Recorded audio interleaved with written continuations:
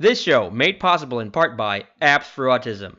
Whether you're targeting language, communication, functional, and social skills, Apps for Autism has an app for you. Speech in Action, an innovative approach to learning, combining speech pathology and adaptive physical education to maximize retention.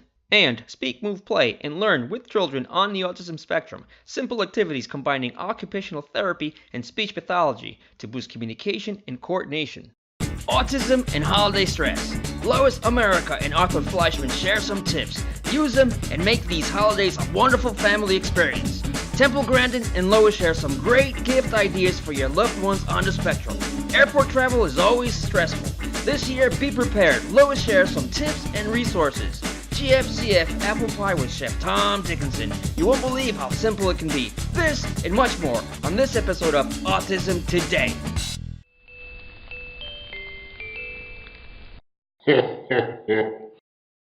Happy holidays from Autism Today TV. Hello and welcome to Autism Today TV. This is our holiday episode. We have come up with a lot of strategies to help you through the holidays. It could be a very wonderful time of year. It could also be a very, very stressful time of year for those of us who have loved ones on the spectrum. So don't fret, because the strategies that we have for today are going to be very helpful, and hopefully you'll have a much easier time this year. Correct. First of all, we're going to start off with some visual supports and some role-playing supports. The first ones we brought, of course, as everyone's favorite, is the Advent calendar. I always love this one. Yeah. And it's really good for your kids because they can work on counting, and as they find the numbers, they can turn it over, and there's a little piece of chocolate in there for them. This is a great calendar. I do recommend that you put these up because it's been known to happen that all the candies do disappear in one day. Yes, they do. Another important thing to bring out is the fact that if your child has some GFCF issues, you might want to be able to pull out the entire tray and replace them with treats that the child can actually have. So if they can't have the chocolate because of the casein, we can replace them with some other yummy treats. Hard candy or toys are wonderful. Our gluten-free, casein-free chef, Tom, says kids who are GFCF can have hard candies, so that's a great alternative, is to get them some hard candies. Okay, the next visual support we have would be just the calendar. You can use a regular paper calendar that you already have in your kitchen. The important part is to be sure to mark off the important dates. Yes, you want to make sure that you put up a date when you're putting up the tree. In this case, we have it on December 7th. That's when we're going to go get the tree and put it up. Also on the 12th, we're going to be baking some cookies. More important date, not more important, but another date to remember is the day you take down the tree. It's very important for our kids to know what's happening in the house. So the date you put up, the date you take down. An important date would be when you're going to go to grandma's house or any relative's house. We also have, for instance, if you're going to take your child caroling, perhaps taking them, to see a family member, you want to put that up definitely on the calendar so that they can get an idea. Another important thing to remember is please put up when school stops and when school starts so that your children know what to expect. It's very important that our children know what is coming up.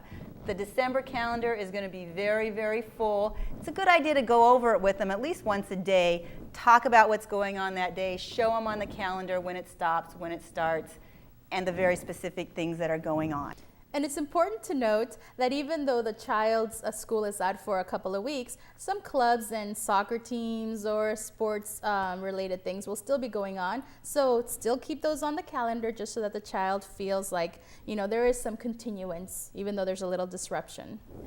And now I'm going to show you some apps that will help you keep all this in track too, so that your child can look at these apps, mark on these apps, and it's just another type of visual support that they can look at and feel comfortable, and it's just another way to get through the holidays really nicely. So here's a couple apps.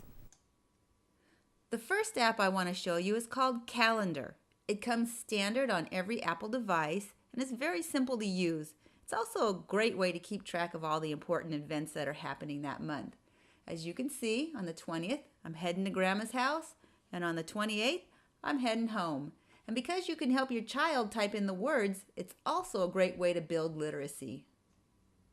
The next app I'd like to show you is called 4KidCal. And this app is very kid-friendly.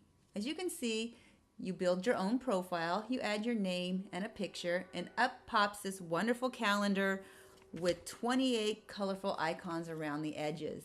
So to build a date, what you need to do is simply click or tap on a date, and then tap on the icon, and then you can add your own personal voice message. So the child can add a message or the parent can add a message, and 4KidCal will notify you of all your important events. Now, educators, don't forget that learning calendars and time management is a national core standard. And those are a couple of the apps that I use with my students. They love them. They're very easy. The iCalendar app is something that comes on every single iPad. So check those out. Use them. There's thousands of other apps out there. Find what's right for your child. And talking about some apps, there are also some apps out there where you can put in pictures of your family members, and then it'll put a little name underneath or something, because the child will probably see a lot of his relatives maybe once per year, not enough for him to be very familiar with them. So if you don't have an app, you can actually take out the photo albums. Photo albums are very nice because that also allows your child to carry them around and look through them at any point in time, and it's very comforting for children to remember who their grandma is, who their auntie is, what they did last year, where they're going. So photo albums are nice, and again, they can be put on an iPad or iPod Touch or now even an iPad mini. So that's really nice to have. Another thing to remember is not to forget those special diets. Make sure that wherever you're going, whatever restaurant, family member's house you're going to, you do let them know or bring along food for special diets, because if a child goes off their diet and it's already highly stressful, that's just going to make it worse. So keep the diets as normal and typical as possible.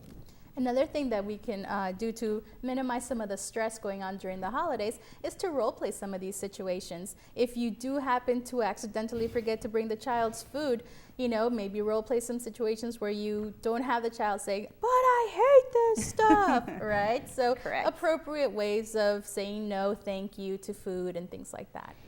Gifts too. Have them role play opening gifts and accepting gifts that they don't like. We don't ever want the child to open a gift and say, "What is this?" or "Ooh, yuck."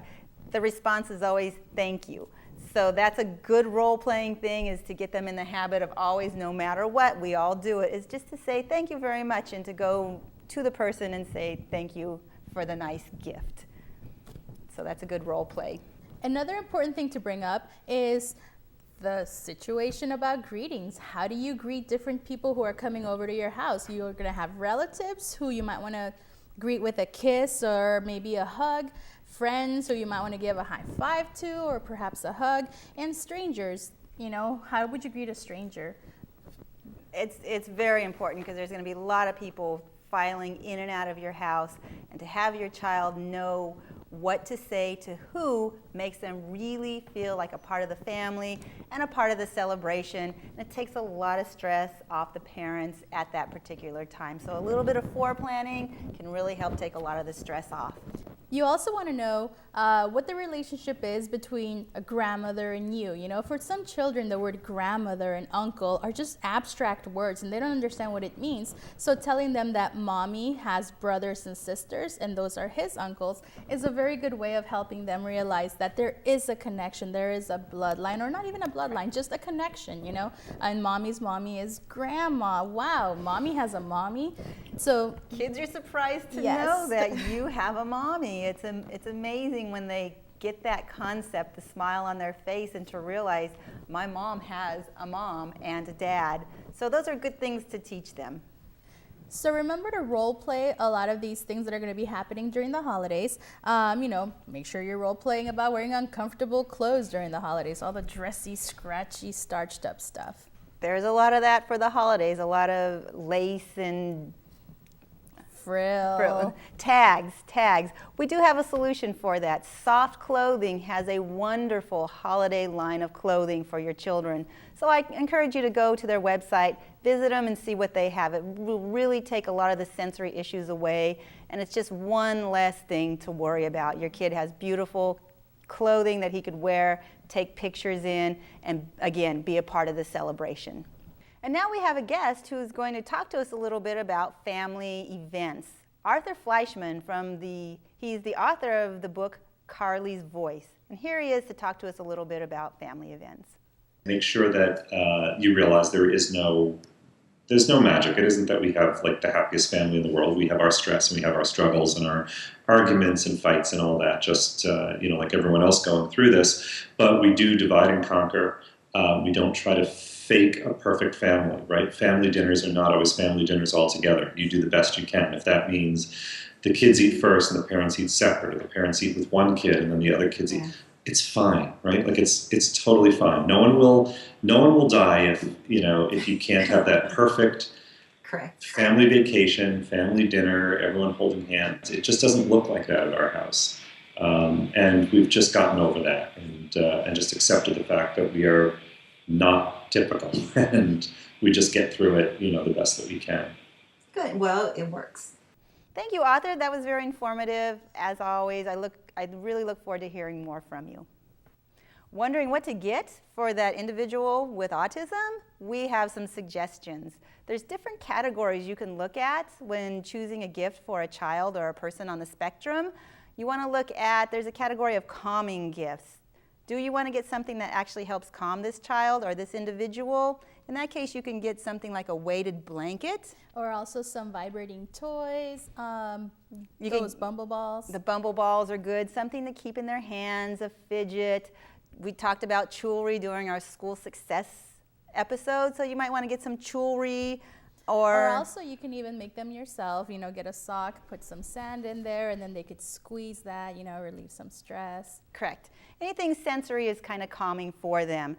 Developmentally appropriate. We want to make sure that these gifts are developmentally appropriate. We don't want to get a child who can put together a 500-piece puzzle. Well, we don't want to be bringing them puzzles with 10 pieces and vice versa. So we're going to kind of want to know where they are on the developmental ladder. But not only developmental, but also age appropriate. Because Correct. Your child might be at a 3rd grade level developmentally, but you also don't want them, if they're 18 years old, putting together, Blue's Clues puzzle. So something that would be age appropriate, but also developmentally appropriate. Correct. Special interest gifts are always a big hit.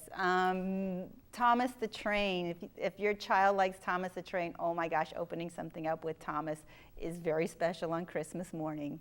And also challenging your child in that special interest. For instance, if you have somebody who loves bridges, why not get them that gift that they have to build their own bridge, using Legos or sticks or anything, and then have the child be challenged. Get Thomas the Train over the bridge.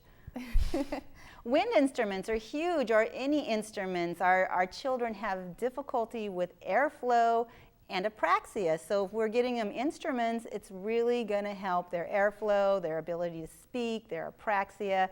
Guitars will help their fine motor abilities. So think about instruments. I know that they're very loud and very noisy, but it could be a really wonderful thing for your child. And if you have a designated area where you keep all of your instruments, then people will know to stay away from it at certain times of the day, or put in the earplugs for 30 minutes so it doesn't bother anybody else. A season pass to the swimming pool is awesome. That's a great gift. Or a few lessons of karate, yoga, tai chi. Those are wonderful, wonderful gifts. Or going to those trampoline places. Now they have like the entire room is filled with trampolines, and just going around and jumping can also help. Gift certificates to those places are just wonderful. Let's not forget iTunes cards for those apps. Can never go wrong with that. I've had so many parents ask me, how do I get an iPad? How do I get an iPod Touch? Sometimes what you can do during the holiday seasons, instead of all your relatives getting gifts that may not be played with, you can ask your family members to send in gift cards from Apple. Now they have to be from Apple because Apple's the only one you can get the hardware from. Now if you want to get apps, then it's iTunes. But if you're looking to collect some gift cards to purchase an iPad, make sure they're Apple gift cards. And those are wonderful gifts. Every child really enjoys and loves their iPads and their devices. It makes them just like every other child on the holidays. And if their parents or grandparents are not as tech savvy to, go out there and get like an Apple card, cash is always good, and then you can go buy the iPod or iPad. Temple Grandin recommends board games to take turns, but there's a ton of social pragmatic things that happen in a board game. There's group interaction, staying on topic. Also how to deal with disappointing outcomes. For instance, in Sorry, got to go all the way to the beginning. How do you deal with that stress or that situation? And luckily, board games are meant for every developmental level that there is. You can have the simplest, like Candyland, all the way up to the very incredibly difficult, like Trivial Pursuit. Trivial Pursuit was the one I was thinking of. So board games are perfect. Last thing we have to say, my favorite as a kid, and I'm sure tons of kids have this, is the large cardboard box. Who doesn't love a large cardboard box? You can paint them, you can be creative, you can cut out windows, doors, you can put in bean bags, little bits of furniture, whatever the child wants. This is a great fort. Large cardboard box is hands down. And it builds creativity. So those are just a few ideas about holiday gifts. You can go on the internet. There's lots of sites that just give you lists and lists. But consider your child, consider their likes, their needs, and try to expand upon them just a little bit during the holidays.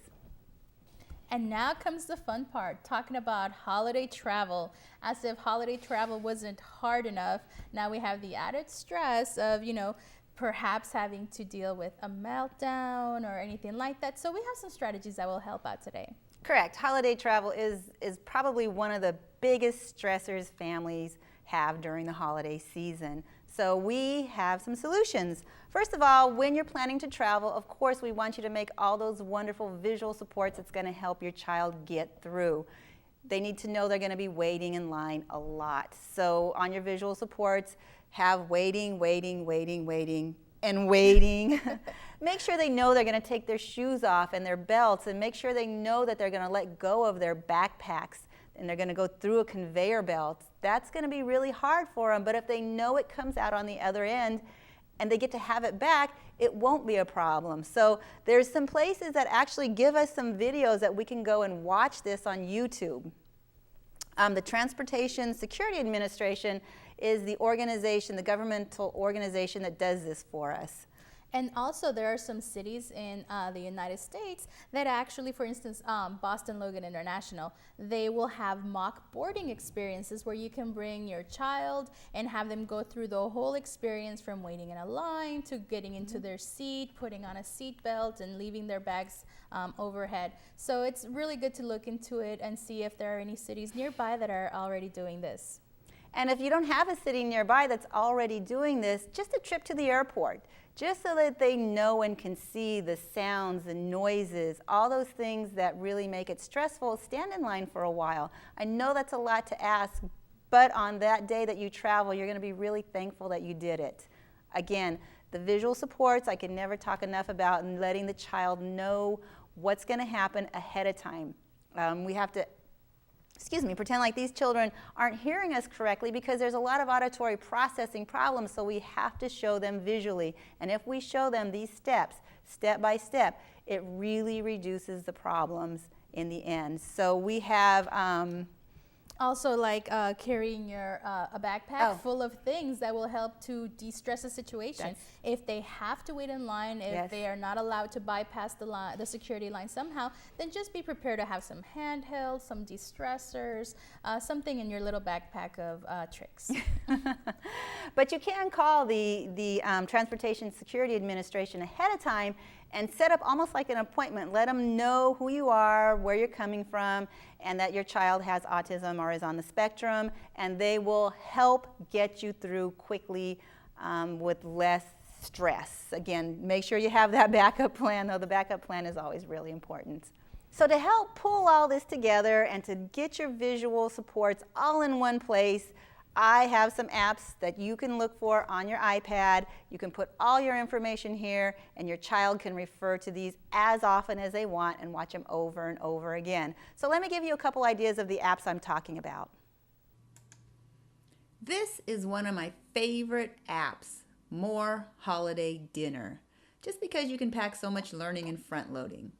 First of all, you choose your main course. We stuffed it with stuffing, and now we're going to put it in the oven and bake it.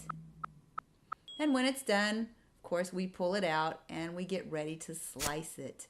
You can teach so much concept and vocabulary with this app, as well as life skills and fine motor abilities.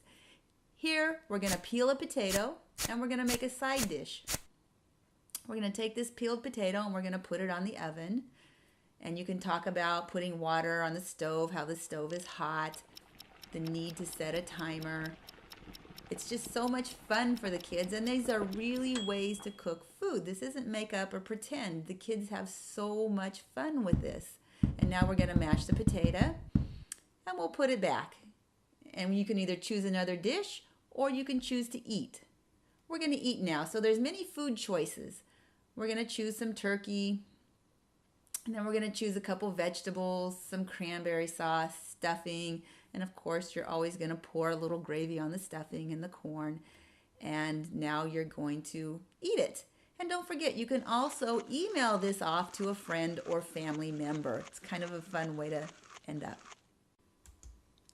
Next up is iSequence Christmas. Now this lets you take family photos or photos that are already in there and put them in a sequence of Christmas. You can also do voiceovers on these. It makes it really nice. It's the holiday season. And then when it's done, you simply touch it and put a green check there. So you can go through the holidays picture by picture and talk about the things that your family does. As you can see, the whole holiday season is sequenced. And then you can take a specific part of that. I chose going to the airport. This is the airport.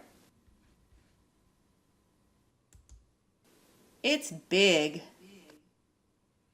And you can focus on that. So you can sequence things like taking off your shoes, having to go through the metal detector, and make it a little less scary. Everybody loves this next app, First Words Christmas. It's a great way to build vocabulary for the coming holiday. Simply drag the letters up to spell a word. The word gets respelt for you. And then as a reinforcer, Santa Claus will spin out, or whatever item it is will spin out. The kids love this. Again, it's a great way to build up vocabulary while getting them talking about the Christmas season. It's a lot of fun. There's also several levels of difficulty so that it fits every child and every ability level. Enjoy this beautiful menorah app while celebrating the 8 days of Hanukkah. Amen. After the prayer, the candles are lit. Now you can choose from different styles of menorahs and different backgrounds. You can even import your own background with a camera feature. Now I hope you've enjoyed all these apps. They're all wonderful ways to help bring in Christmas and the holidays into your home. And those are the apps I think that are really going to help you through the holiday season. They're really great ones. Of course, there's many, many apps out there. You need to find the ones that fit your child the best, fit their habits, their needs. But those are some really great ones that have been in use and have really helped children get through difficult times. And now let's go to Chef Tom, who's going to show us how to make a delicious, gluten-free, casing-free apple pie for the holidays. So you don't have to wonder anymore what you're going to make for this holiday season. Hello and welcome to Autism Today TV. We are here at the Living Word Fellowship with Chef Tom, who is going to actually make us some holiday treats. What we're going to do today is we're actually going to make some pies. Some pie, gluten-free, casing-free pies. Every time there's a holiday, somebody has a food allergy, somebody's vegetarian. Nobody ever accommodates for people like that. And so that's one of the things I've really tried to steer towards is let's accommodate people. Let's make it fun for everybody. Let's make a great experience for everybody. make an extra set of mashed potatoes, roast turkey a little bit differently. Let's make some pies. And what we're gonna do today is we're actually gonna make 2 pies. You know, usually on the show we've only done 1 dish. We're gonna do 2 dishes today. We're gonna do 2 pies. We're gonna make a classic apple pie, which is great. We're also gonna make a pie that's a little bit different. It's a peach and blackberry pie with a little fresh ginger in it. And personally, I think pumpkin pies are overrated. Everybody brings one to Thanksgiving, so this is your time. Be a little different, and this is a great way to encourage your child on the spectrum to come and help you in the kitchen. So the first thing we're actually gonna do is, what you wanna do is you wanna have a bowl with some water in it, because the one thing you don't want is your apples to go brown. That's true. So one thing, you know, we could always just take a knife and cut up the apples, but why do that? Let's use a fun kitchen tool and let's make it super sensory friendly. So this is something your child on the spectrum could do. So what we have here is we have an apple peeler, and what we're gonna do is we're gonna just get it started. This machine right here, it cores, it skins, it peels, and it slices your apples. Wow, that right is here. such a great machine. So what we do is, when you want apple slices what you do is you do that, you take a knife, you slice it, your apple slices are done. That was throw so it in there. easy. It's fun. I've never seen that so easy. It is fun, and what you do is you just take it off, you roll it back, and you just do it again until all the apples are done, and then we're gonna be able to make some pies. So this is great too, because it also gives some fine motor, some gross motor. It's visually beautiful. Your child can take these afterwards and have fun, and if they accidentally put them in their mouth, then it's good for them. We're gonna finish peeling all these apples, and then we're gonna get ready to make an apple pie. All right, now that we're done coring, skinning, and peeling our apples, which was super fun, by the way, we're actually gonna make the topping for our pie. This is actually gonna be done in the style of a Dutch apple pie.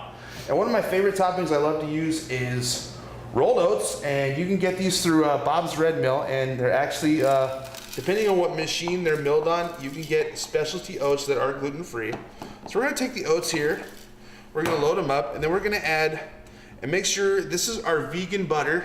You wanna make sure that this butter is super, super cold. So after you dice it up, put it back in the freezer for a little bit. Let it get nice and cold, because you wanna have that nice crumb topping. And of course, we have to have our brown sugar here. Brown sugar is always the best. It has a little bit of molasses in it. It's pretty awesome. So we're gonna bring our sugar here.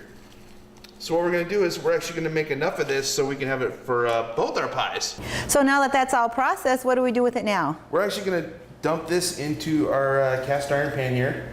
And we have a pretty decent amount. Ready to put them together? Let's do it. Let's do it. Okay, so we have 2 different kinds of gluten-free, casein-free pie crusts here. This one is tapioca and rice. There's 2 of them, and we actually have a garbanzo pie crust, and we're gonna try one of each. So what we're gonna do is we're gonna take some apples. Some people just like to layer them all in and have fun. Me, I just like, let's just put them in. So we just pull them out and put them in? Let's just pull them out and put them in. Let's just have some fun with it. So what we're gonna do is, just to ensure a little bit of thickness, we're gonna put in just a little sprinkle of some tapioca. We're gonna put some sugar in there, and this is gonna all mix together as it cooks out. And what we're gonna do is we are going to actually start putting our topping on, and our topping is gonna actually just be this nice crumbled topping right here. Ooh, that looks delicious. So it's actually wow. gonna make it kind of like a Dutch apple pie. So we have our apple pies here, so let's get those in the oven. Okay, so our pies have been in the oven for approximately 30 minutes, and they have that nice golden tone around the edges, which lets you know that it's done. Absolutely, and our crumb topping that we made with the oatmeal, the earth balance spread, and the brown sugar. What happened is the brown sugar all caramelized. It's gonna have a wonderful crunch on top. So now we come to the best part of our dessert episode, the eating. This is gonna conclude. We've just made our pies. You want these recipes, you can go to autismtodaytv.com. And guys, as I always say, you know, this could be your dinner tonight, but this could be your dessert. As always, Chef Tom, that was wonderful, a lot of fun, and delicious apple pie. Thank you. Yeah, that wraps up our wonderful holiday episode. So happy holidays from Autism Today TV. Happy holidays. And now we're going to hear from Samantha E., who's a wonderful singer from Scotland, and she's going to take us out of the holiday episode. Take it, Samantha. It's fate that guides me around the bend. Life's forever beginning and beginning.